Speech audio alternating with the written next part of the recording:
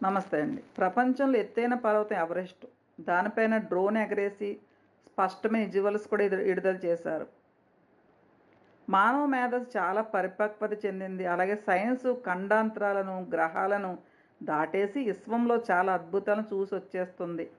మరి కైలాసాన్ని చూడగలిగారా? భూమికి చాలా దూరంగా ఏరో గ్రహం పైకి చేరుకోగల మనిషి భూమిపైన ఉన్న కైలాస పర్వతాన్ని మాత్రం ఎందుకు అధిరోహించలేకపోయారు? ప్రపంచంలోనే ఎత్తైన ఎవరెస్ట్‌ని ఎక్కగలిగిన వాడికి అంతకంటే 2200 మీటర్లు తక్కువ ఎత్తున్న కైలాస పర్వతం ఎక్కటం కష్టమా? కైలాస పర్వతం ఎత్తు 6638 మీటర్లు. ఆక్సిజన్ సరిగా అందని ఎవరెస్ట్‌ని ఎక్కగలిగిన వారు ఆక్సిజన్ లెవెల్స్ సక్రమంగా ఉన్న కైలాస పర్వతాన్ని మాత్రం ఎందుకు ఎక్కలేకపోయారు? ప్రపంచంలో ఎవ్వరూ ఇంతవరకు కైలాస పర్వతాన్ని అధిరోహించలేదా? దీనికి సమాధానం ఎక్కలేదని, కేవలం ముగ్గురు మాత్రమే అధిరోహించగలిగారనేది వాస్తవం. మరి వాళ్ళు ఏమయ్యారు?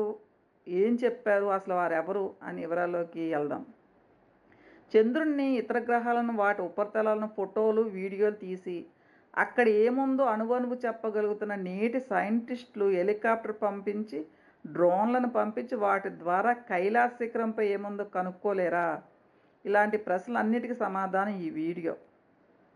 అందుకే ఎక్కడ స్కిప్ చేయకుండా చూడండి. ఇటు పురాణాలు, సైన్స్ పరంగా ఇంకా యథార్థ రుజువులతో వివరిస్తాను. మహాశివుని అనుగ్రహం లేనిదే ఎవ్వరూ ఎక్కడికి చేరుకోలేరు. ఇదే ఇతిహాసాలు చెబుతున్న సత్యం, చరిత్ర చెబుతున్న గుణపాఠం. ఇతిహాసాలు పరికించి అత్యంత భక్తిపరుడు, అత్యంత శక్తివంతుడు ఎవరు అంటే రావణ బ్రహ్మ. నాకైతే రావణ బ్రహ్మే గుర్తొస్తాడు. నిజమే కదా. ఆయన కంటే భక్తిపరుడు, శివుడి పైన భక్తి, అచంచల భక్తి ఉన్న భక్తులు ఇంకొకరు లేరని చెప్పాలి. ఆయన కంటే శక్తివంతుడు ఎవరుంటారు? అంత భక్తి శక్తి కలిగిన ఆ రావణాసుడు తల్లికి ఇచ్చిన మాట కోసం ఈ కైలాస పర్వతాన్ని అధిరోహించాలనుకున్నాడు. శ్రీలంక నుంచి హిమాలయాల వరకు సుమారు 3500 కిలోమీటర్లు నడుచుకుంటూ డమరుకం వాయిస్తూ 1008 పద్యాలను రావణ బ్రహ్మ పాడుతూ దక్షిణ భాగం గుండా కైలాస పర్వతం శిఖరాగ్రానికి చేరుకున్నంత పని చేశాడు. ఆ డమరకు నాదంలో, ఆ స్తోత్ర మాధుర్యంలో, ఆనంద తాండవంలో మునిపోయిన శివుడు ఆ విషయం గమనించలేదు. కానీ పార్వతీదేవి గమనించి శివునికి తెలియజేస్తుంది. వెంటనే తేరుకున్న శివుడు ఒక తొక్కితే దొర్లుకుంటూ రావణాసుడు కిందకు వచ్చి పడ్డాడు. అలా రావణుడు దొర్లుతూ పడిపోయినందుకు నిదర్శనంగా పర్వతం దక్షిణ వైపు చీలుకుంటుంది, కనిపిస్తుంది కూడా. కానీ పట్టుదల వదల రావణాసుడు రోజుకో తల చొప్పున 9 తలలు నరుక్కుంటూ శివుని అనుగ్రహం కోసం పరితపించాడు. 10వ రోజున 10వ తల కూడా తెగ నరుక్కునేందుకు సిద్ధపడగా శివుడు ప్రత్యక్షమే ఆత్మలింగాన్ని ఇవ్వక తప్పలేదు. ఇది కథ. ఇది కేవలం కట్టుకథలు కావు, పుక్కిట పురాణాలు కావు. ఒక్క విషయం చెప్పనా? భారతదేశం మధ్య భాగంలో ఉన్న మనం ఎక్కడో శిఖరాగ్రాన ఉన్న కైలాసం గురించి ఎలా చెప్పగలుగుతున్నాం? ఎవరెవరో చెప్పిన విషయాల వల్లనే కదా. మరి వారికి ఎలా తెలిసింది? దరిదాపులు వెళ్ళి చూడటం లేదా టెక్నాలజీ వల్లనే కదా. ఈ కెమెరాలు, రేడియోలు, టీవీలు, ఇంటర్నెట్లు ఇవేమీ లేని కొన్ని వేల సంవత్సరాల క్రితం, కనీసం సరైన దారులు, వాహనాలు కూడా లేని రోజుల్లో, చాలా వరకు కేకారణ్యాలు, నదులు అడ్డం ఉన్న ఆ రోజుల్లోనే వాల్మీకి కావచ్చు, వ్యాస భగవానుడు కావచ్చు, రామాయణ మహాభారతంలో ఎక్కడో సముద్రానికి ఆవతల ఉన్న శ్రీలంక నుంచి శిఖరాగ్రాణం ఉన్న కైలాసం వరకు ఉన్న వివిధ ప్రాంతాలను ఎలాగా వివరించగలిగారు? నేడు డ్రోన్లతో, రాకెట్లతో, ఇంటర్నెట్లతో చూస్తున్న ప్రతిదీ వారు జ్ఞానేంద్రియాలతో ఆ రోజుల్లోనే చూశారనే కదా. మరి అంత గొప్ప పని చేసిన రాకెట్లు, ఇంటర్నెట్లు ఇవన్నీ కనిపెట్టిన వారు, అంత గొప్ప పని చేసిన వారు ఈ రోజున కైలాస పర్వతం ఎందుకు అధిరోహించలేకపోతున్నారు? అలాగే పర్వతం దగ్గరలో 2 తటాకాలు, ఒకటి మానస సరోవరము అయితే మరొకటి రాక్షస తాల్ అని పిలువబడుతుంది. మానస సరోవరం బ్రహ్మ మనసు నుంచి ఉద్భవించిందంటారు. ఇందులో శివపార్వతులు నేటికి స్థానం ఆచరిస్తారని చెబుతారు. ఉదయం తెల్లవారుజామున బ్రహ్మీ ముహూర్తంలో అంటే 3:30 నుంచి 5 గంటల లోపు కైలాస పర్వతం శిఖరం నుంచి ఈ సరస్సుల్లోకి జ్యోతి వంటి వెలుగు రావటాన్ని చూశామని చెప్పేవారు చాలామందే ఉన్నారు. ఈ సరస్సుకి కిలోమీటర్ దూరంలో రాక్షస్థాల్ ఉంది. అది రావణుడు 9 తలలు నరుక్కుని ఆ రక్తం పడిన ప్రదేశం అన్నమాట. ఆ రాక్షస్థాల్. మానసరోవరం సూర్యుని ప్రతిబింబిస్తే రాక్షస్థాల్ చంద్రుడిని ప్రతిబింబిస్తుంది. ఈ రాక్షస్థాల్నే ghost lake, devil lake, demon వంటి పేర్లతో కూడా పిలుస్తారు. మానస సరోవరంలో ఒక చుక్క నీటిని తాకినా, శిరస్సు పైన చల్లుకున్నా ఆరోగ్యాన్ని ప్రసాదించి జన్మజన్మల పాపాలను తొలగిస్తుందని భావిస్తారు. అదే రాక్షస తాల్ నీటిని తాకటం కానీ సేవించడం కానీ చేస్తే రోగాల పాలవుతారని నమ్ముతారు. అందుకు కారణం మానసరోవరంలో నీరు స్వచ్ఛతకు భరోసాగా ఉంటే రాక్షస తాల్ నీరు చాలా ఉప్పుతో కూడి ఉంటుంది. ఇది సైన్స్ పరిశోధన చెబుతున్న మాట. శాస్త్రవేత్తల పరిశోధనల ప్రకారం హిమాలయాలు 1,44,00,000 సంవత్సరాల క్రితమే పుట్టాయని చెప్తారు. సుమారు 15 కోట్ల సంవత్సరాల క్రితం మన భూమికి ఇప్పటిలాగే 7 ఖండాలు కాకుండా 2 మహాఖండాలుగా, అంటే గోండ్వానాలాండ్, లారాసియా అనే 2 భాగాలు ఉండేవట. లారాసియా అనే 2 భాగాలు ఉండేవట. ఇప్పటికీ మన భారత భూభాగం అప్పట్లో గోండ్వానాలాండ్ ఒక చిన్న ముక్కలాగా ఉండేది. కోట్ల సంవత్సరాల పాటు నెమ్మదిగా జరుగుతూ ఇప్పటికి ఆసియా ఖండంలో మరో ముక్క లాంటి భాగాన్ని బలంగా ఢీకొట్టింది. అలా ఢీకొన్న చోటని హిమాలయ పర్వతాలు పైకి పొడుచుకొని వచ్చాయి. ఈ రకంగా హిమాలయ పర్వతాలు పుట్టాయి. కానీ మన పురాణాల్లో మాత్రం సత్యయుగం నుంచే వీటి ప్రస్తావన ఉంది. మరి ప్రస్తుతం ఈ కైలాస పర్వతం ఎక్కడ ఉంది?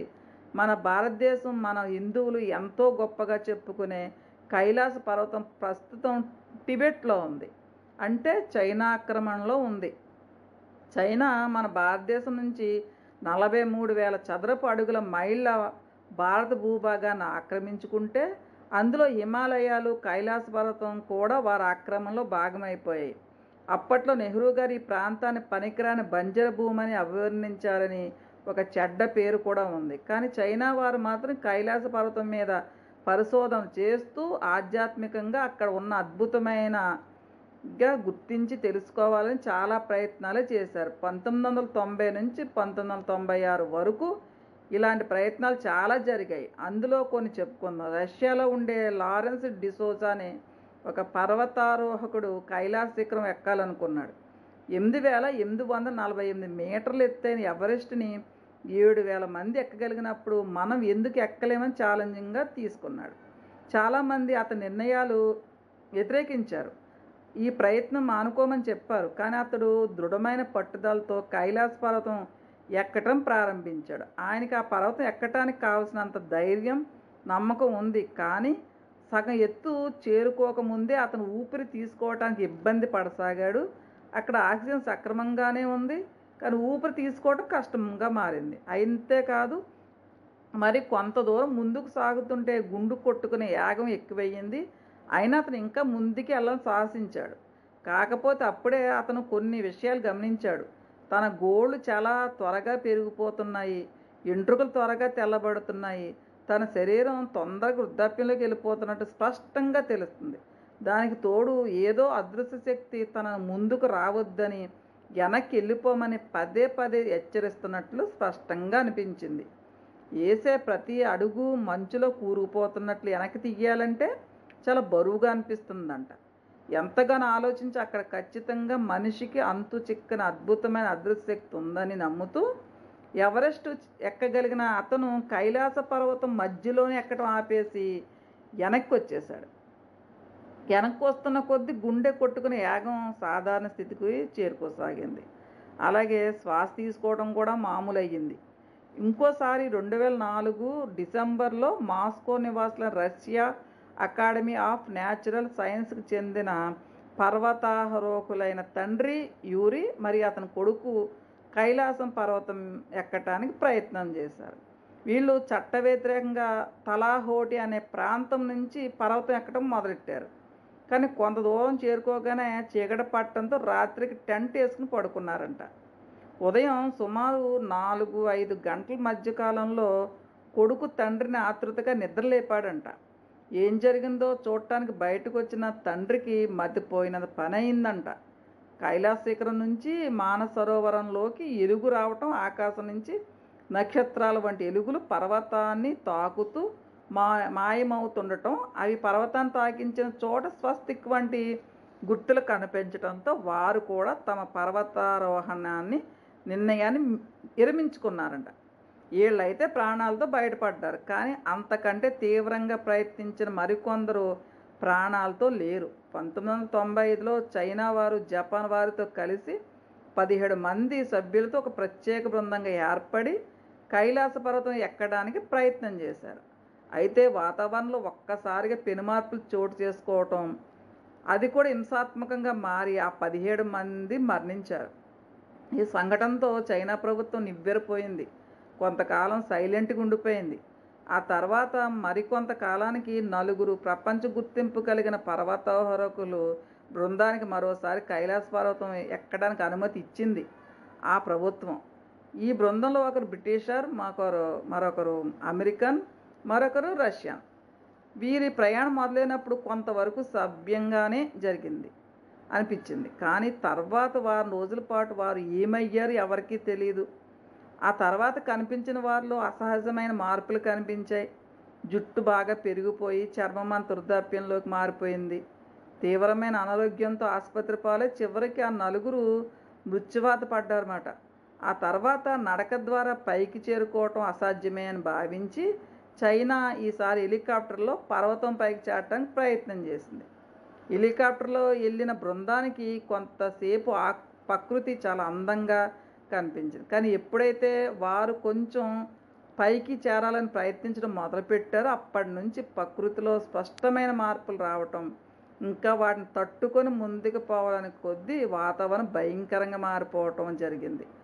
అప్పటి వరకు ఆహ్లాదకరంగా ఉన్న వాతావరణం అకస్మాత్తుగా భయంకరంగా మారిపోవటం వారు ప్రత్యక్షంగా చూశారు. అప్పటికప్పుడు విపరీతంగా మంచు రావటం కనిపించింది. ఇంకా పరిస్థితి విషమించి మంచు కొండలు బ్రద్దలై ఆ మంచు ప్రవాహంలాగా తమ వైపు తీసుకురావడం జరిగింది. ఉరుములు మెరుపులతో భయంకర మంచు వర్షం మొదలైంది. దీంతో హెలికాప్టర్ ప్రయాణం ప్రమాదంలో పడింది. చివరికి ఎలాగోలాగా వెనక్కి వచ్చేయాల్సి వచ్చింది.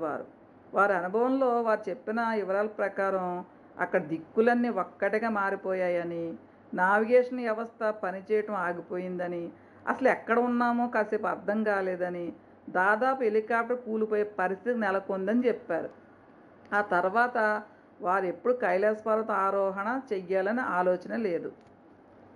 ఇంత మిస్టరీ ఎందుకు జరుగుతుందో అందరూ చెప్పేది ఒక్కటే మాట, కొంత దూరం చేరుకోగానే ఇక్కడికి రావద్దు, వెళ్ళిపోండి అనే బలమైన సంకేతాలు చాలా స్పష్టంగా వినిపించడం, చెవులకు ఒక రకమైన శబ్దం వినిపించడం మొదలవుతుంది. అది హెలికాప్టర్ శబ్దంలాగా అనిపించిన తర్వాత పరిశీలనగా వింటే డమరుకం నాదంలాగా అనిపిస్తుంది. ఇంకా శ్రద్ధంగా వింటే ప్రణవనాదంలాగా, అంటే ఓంకారం వంటి శబ్దం చాలా స్పష్టంగా వినపడుతుంది. ఈ శబ్దం ఎందుకు వస్తుందని ప్రశ్నకు మంచు చర్యలు ఇరిగి పట్టడం వలన వచ్చిన శబ్దం కావచ్చని శాస్త్రవేత్తలు సమాధానం చెప్తున్నారు. ఇంకో విషయం ఏంటంటే కొంత దూరం వెళ్ళాక అసలు తాము వచ్చిన మార్గం పూర్తిగా మారిపోతుందంట. ఆ పర్వతం కూడా మాటి తన ఆకారాన్ని, ప్రదేశాన్ని మార్చుకుంటుందంట. అంతవరకు చేరిన వారికి తాము వచ్చిన మార్గం ఏదో తెలుసుకోవడం చాలా కష్టమైపోతుందంట.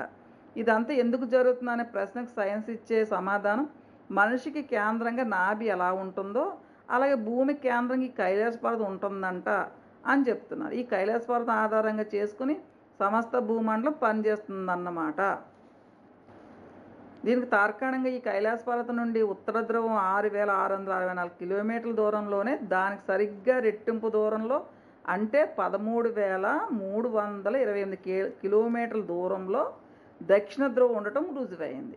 ధ్రువం వద్ద 4 దిక్కులు కలుస్తాయి కనుక ఇక్కడ నావిగేషన్ వ్యవస్థ పని చేయదు. అంటే దిక్కు చూసి ఇక్కడ అస్సలు పని చేయదన్నమాట. 1999లో రష్యాకు చెందిన పరిశోధకులు డాక్టర్ ఎన్స్ ముల్తాసేవ్ చైనా ప్రభుత్వం తరపున వారి పరిశోధన ముగిశాక where do we came from అనే పుస్తకంలో ఈ కైలాస పర్వతం గురించి చాలా రాశారు. ఆ పర్వతం ప్రకృతి సిద్ధంగా పుట్టిందని అనిపించట్లేదు. స్ఫటికం, బంగారం, రూబీ, నీలం వంటి వాటితో ఎవరైనా మానవాతీత అలౌకిక శక్తులు లేదా ఏలియన్స్ వంటి వారు తయారు చేసిన అతిపెద్ద పిరమిడ్ లాగా ఉందని రాశారు. రాత్రి సమయంలో ఆ పిరమిడ్ నుంచి వింత శబ్దాలు వస్తుండేవని, అది సాధారణ విషయం కాదని, అందులో న్యూక్లియర్ వంటి శక్తి ఏదో ఉందని ఆయన రాశారు. ఆధ్యాత్మిక పరిశోధనలో తేలింది ఏంటంటే, కైలాస పర్వతాన్ని పర్వతంగా కాకుండా సజీవ శివలింగంగా చూడాలట. అందుకే సహేతుకంగా పిరమిడ్ ఆకృతిలోని ఈ పర్వతం 4 వైపులా 4 రంగుల్లో స్ఫటికం, బంగారం, రూబీ, నీలం దర్శనమిస్తుంది. అంతేకాదు ఒక్కో ముఖం ఒక్కో జంతువు ఆకారం ప్రతిబింబిస్తుంది. ఒకవైపు సింహంలా, మరోవైపు గుర్రంలా, మరోవైపు ఏనుగులా, 4వ వైపు నెమలి ఆకృతిలో కనిపిస్తుంది. గుర్రం హయగ్రీవుడిగా, సింహం పార్వతీమాతగా వాహనంగా, ఏనుగు విఘ్నేశ్వరుని ప్రతిరూపంగా, నెమలి కుమారస్వామి వాహనంగా సాక్షాత్కరిస్తుంది. సాక్షాత్తు పరమశివుడే సతీపుత్ర సమేతంగా ఇక్కడ కొలువయ్యాడని రుజువవుతుంది. కొన్ని సిద్ధాంతాల ప్రకారం పిరమిడ్ వంటి నిర్మాణాల్లో చేసే జ్ఞానం ఆధ్యాత్మిక సాధన ఎక్కువ ఫలితాన్ని ఇస్తుందంటారు. ఇక్కడ ఈ కైలాస పర్వతం ప్రధాన శిఖరం కాకుండా 100 పిరమిడ్లు కూడా ఉన్నాయి అనిపిస్తుంది. 100 పిరమిడ్లు అన్నిటినీ కలుపుకుంటూ పోతే మానవ డిఎన్ఏని పోలిన ఆకృతి ఏర్పడుతుంది.